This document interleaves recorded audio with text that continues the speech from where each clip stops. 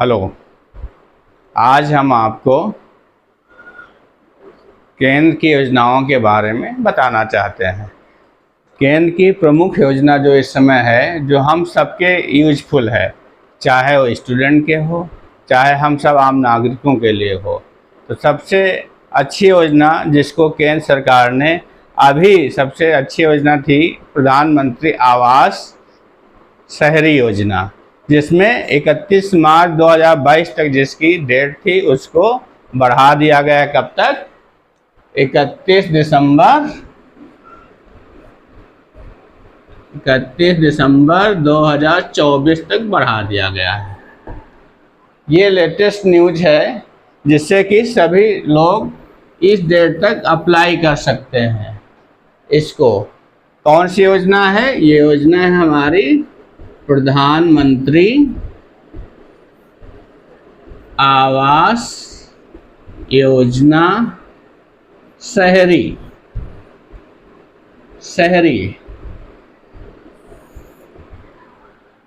ये योजना कब शुरू की गई थी?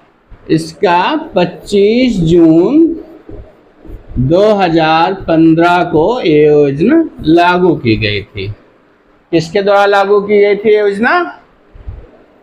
आवास और शहरी मामलों के मंत्रालयों द्वारा, शहरी मामलों के मंत्रालय द्वारा लागू की गई थी। इसका मुख्य उद्देश्य क्या है? इसका मुख्य उद्देश्य है कि हमारे शहरी नागरिकों को पक्के मकान उपलब्ध कराना। पक्के मकान उपलब्ध कराना शहरी नागरिकों को। पहले योजना कब तक लागू होनी थी?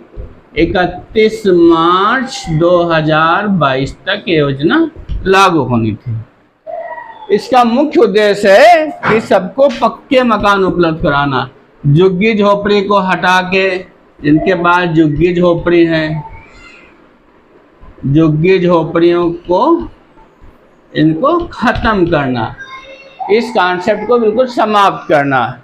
प्रधानमंत्री शहरी आवास योजना की मुख्य है कि शहर में जितनी झुग्गी झोपड़ी हैं उनको हटा करके सबके पक्के मकान हो जाएं।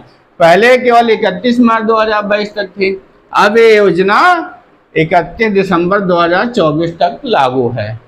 बहुत बड़ा ये है। राज्यों की मांग थी कि क्यों बढ़ाई गई? क्योंकि 31 मार्च 2022 तक जितने थे पूर्ण रूप से आच्छादित नहीं हो पाए, सबको मिल नहीं पाया इसका लाभ, इसलिए उसमें इसको राज्यों की मांग पे 31 मार्च 2022 तक बढ़ा दिया गया। इससे आच्छादित कौन कौन लोग हैं? ये EWS के लिए है योजना, इकोनॉमिकली वीकर सेक्शन लोगों के लिए है, जिनकी आय कितनी होनी चाहिए?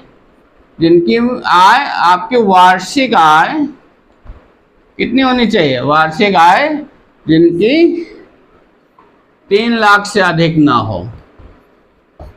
3 लाख से अधिक ना हो, ऐसे लोगों को इकोनॉमिकली वीकर सेक्शन में रखा जाता है। और कौन लोग आच्छादित हैं? LIG का मतलब होता है लोअर इनकम ग्रुप के लोग जो होते हैं। इनकी आय कितनी होनी चाहिए वार्षिक? इनकी 6 लाख तक आय। 6 लाख तक आय वाले लोग लो इनकम ग्रुप में शामिल किए जाते हैं। पहले केवल 2 प्रकार के लोगों को इसमें शामिल किया गया था, लेकिन फिर सरकार ने लोगों के डिमांड पर क्या किया?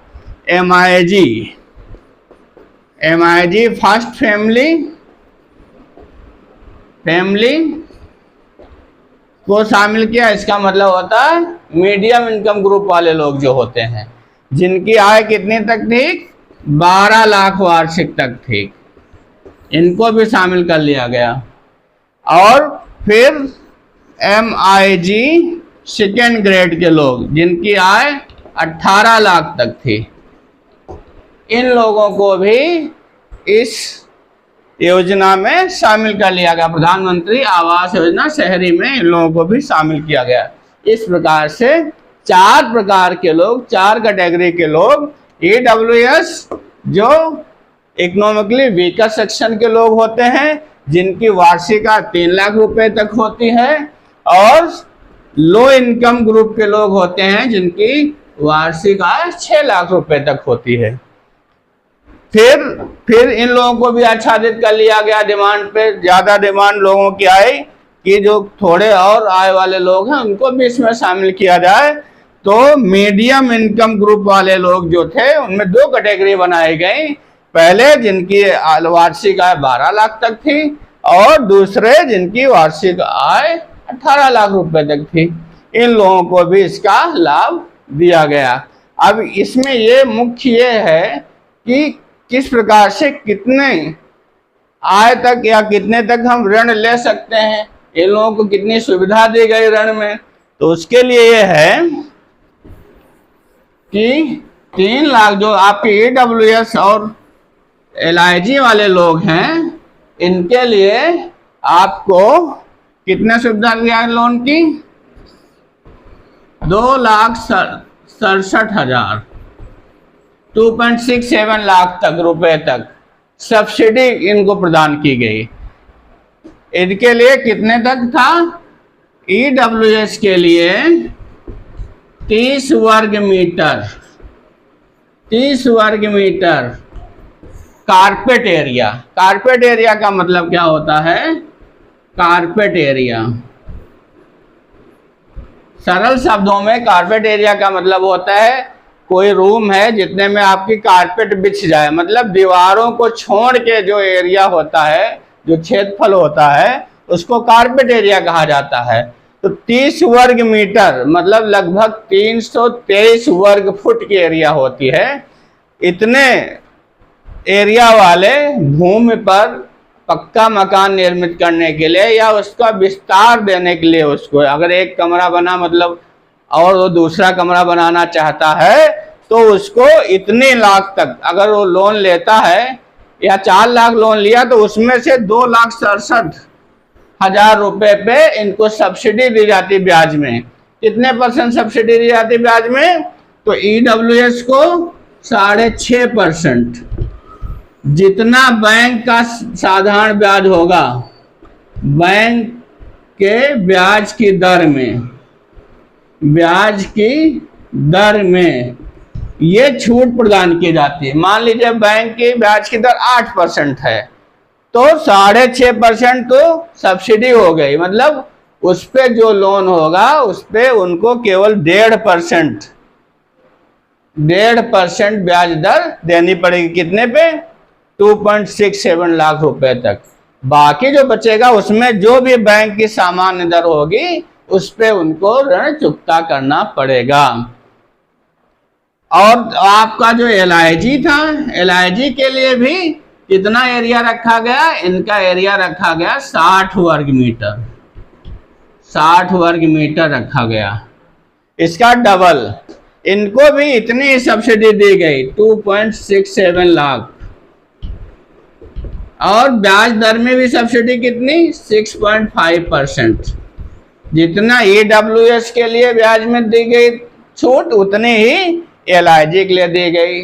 दोनों के लिए सब्सिडी का एक ही है, 2,67,000 तक इनकी सब्सिडी है। मान लीजिए इन्होंने 8 लाख रुपए लिया लोन, तो उसमें 2,67,000 8 लाख लिया मान लीजिए लोन, तो उसमें 2,67,000 घटा दिया इसको, ये हुआ 3,5, मतलब कि 2,67,000 रुपए से अगर माइनस कर दिया गया तो 5,33,000 पे इनको जो सामान्य बैंक दर है, जैसे 8% है लोन ब्याज की दर, तो 8% देना पड़ेगा। बाकी में 6.5% निकाल के 1.5% केवल उनको ब्याज दर देनी पड़ेगी। तो ये सब्सिडी का मतलब होता है। ये इनका एरिया हो गया, मतलब इतना 30 वर्ग मीटर आपका ईडब्ल्यूएस के लिए, एलआईजी के लिए 60 वर्ग मीटर। सेम आपका एमआईजी के लिए,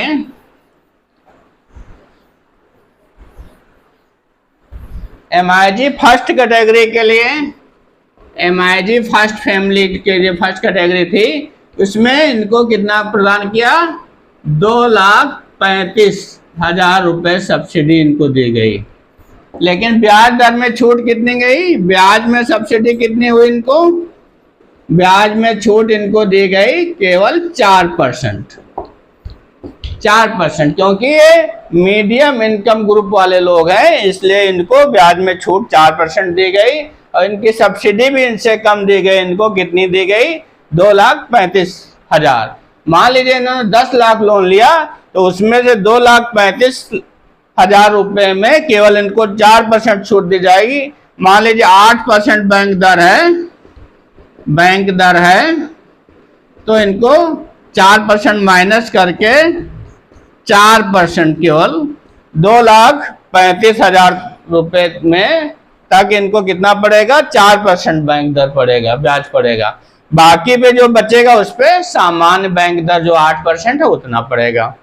सिमिलरली MIG सेकंड के जो लोग थे, ये कैटेगरी के लोग थे, इनको छूट, इनको कितनी सब्सिडी दी गई, 2,30,000 इतना। और इनको, लेकिन इनकी आय कितनी थी, इनकी आय 18 लाख तक थी, 18 लाख थी, इसलिए इनको ब्याज दर में छूट कितनी गई, ब्याज में छूट इनको केवल दी गई कितने, 3%।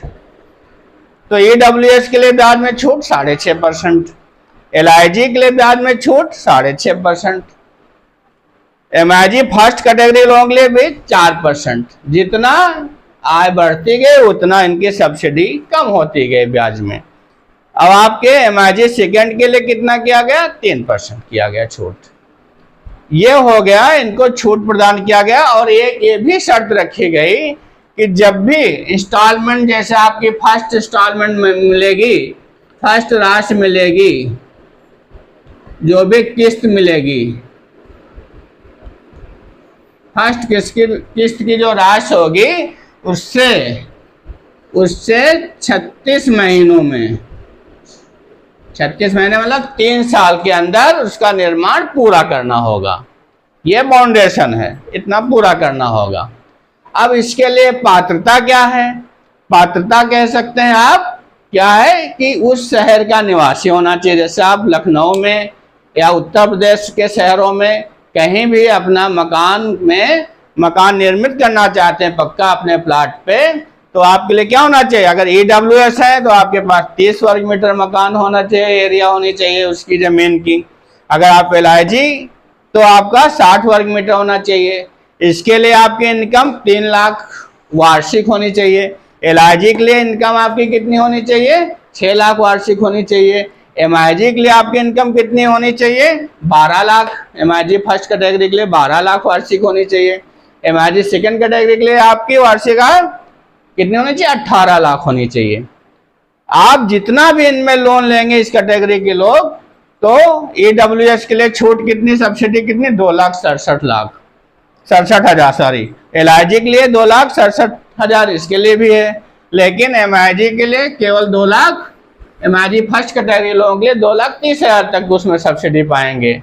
ब्याज में भी छूट इनको MIG फर्स्ट के लिए 4% मिलेगी, MIG सेकेंड के लिए 3% मिलेगी।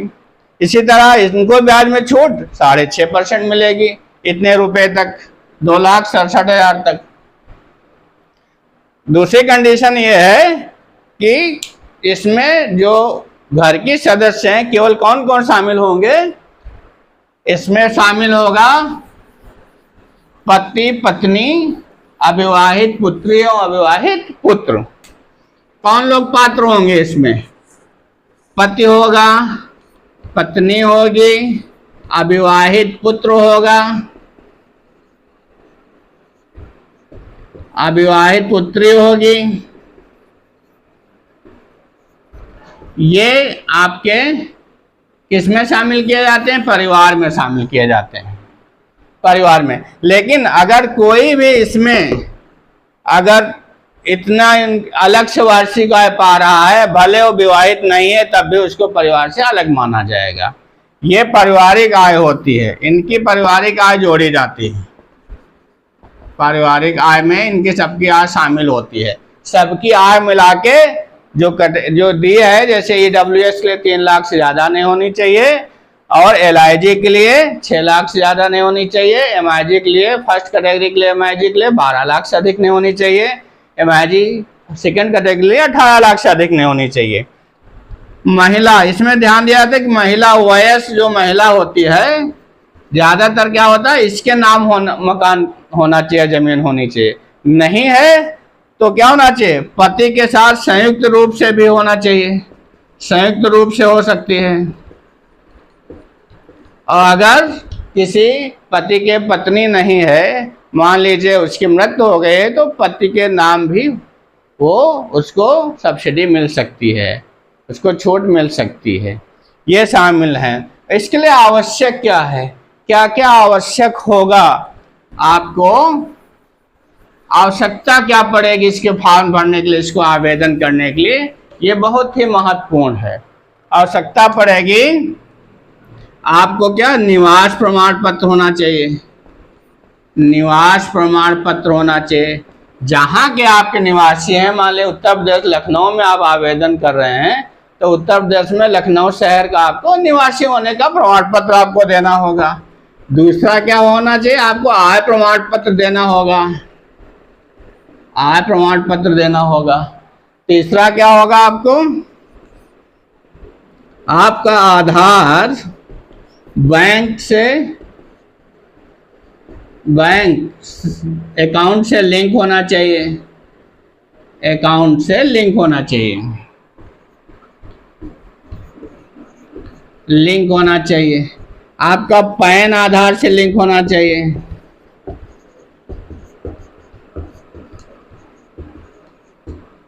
ये लिंक होगा तो ऑटोमेटिक लिंक होता है, आपका हो जाएगा। तो आधार बैंक अकाउंट से लिंक होना चाहिए। आपको बैंक खाता नंबर देना पड़ेगा, बैंक खाता नंबर देना पड़ेगा आवेदन में। आपको आपका आधार देना होगा, आधार तो होगा ही, आधार भी लगेगा, आपका पैन भी लगेगा। ये चीज़ें तो आपको, और आपके जमीन की रजिस्ट्री होनी चाहिए, जमीन के प्रामाणिक दस्तावेज होना चाहिए, प्रामाणिक दस्तावेज होना चाहिए, जिसको आप रजिस्ट्री कहते हैं, या कोई वसीयत है आपकी, प्रामाणिक दस्तावेज होना चाहिए, वैध दस्तावेज आपके होने चाहिए, ये आवश्यक है। और किसी भी CSC से आप इसको अप्लाई कर सकते हैं, किसी भी CSC से इसको आप अप्लाई करेंगे। इसके लिए आपको 3 नोडल एजेंसी सरकार द्वारा बनाई गई, 3 नोडल एजेंसी भारत सरकार ने बना के रखी है। 3 नोडल एजेंसी की कौन कौन सी है, आपकी नोडल एजेंसी बनाई गई हैं 3 नोडल एजेंसी कौन सी हैं। एक तो आपको national housing bank NHB, national housing bank है।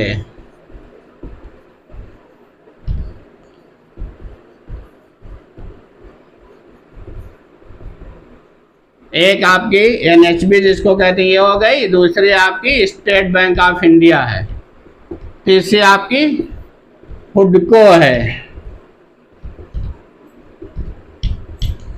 हुडको का मतलब हाउसिंग अर्बन डेवलपमेंट कारपोरेशन। ये 3 इनको नोडल एजेंसी बनाया गया। ये क्या करेंगे, आपके आवेदन को क्रॉस चेक करेंगी, आपकी पात्रता की जांच करेंगी। अगर आप पात्र पाए जाते हैं तो आपके आवेदन को आगे प्रोसीड किया जाएगा, और 3 से 4 महीने लगेंगे पूरे प्रोसीजर में। 3 से 4 महीने में आपके लोन का डिसबर्समेंट हो जाएगा। ध्यान ये रखना है कि पहले इंस्टॉलमेंट मिलेगी आपकी लोन की पेमेंट की, उससे 36 महीनों मतलब 3 साल के अंदर आपको निर्माण कार्य पूरा कराना होगा। ये इसकी शर्तें हैं। और इसका पहले क्या था, ये सबसे अच्छी न्यूज ये है, पहले 31 मार्च 2022 तक ही योजना थी, लेकिन राज्य सरकार, समस्त राज्य सरकारों द्वारा आग्रह किया गया केंद्र सरकार से कि इसको बढ़ाया जाए। तो इस योजना को कब तक बढ़ा दिया गया? 31 दिसंबर 2024 तक इसको बढ़ा दिया गया है, जिससे कोई भी जो पात्रता में आते हैं आवेदन कर सकता है, इसका लाभ ले सकता है। बहुत अच्छी योजना है और ये हम सब लोगों के लिए भी लाभकारी है, ना केवल स्टूडेंट के लिए। इसी तरीके से आपकी प्रधानमंत्री आवास ग्रामीण योजना है, जिसको 31 मार्च 2024 तक बढ़ाया गया है। ओके दोस्तों, अब हम अगली योजना लेके फिर हाजिर होंगे आपकी सेवा में। तब तक के लिए नमस्कार, जय हिंद।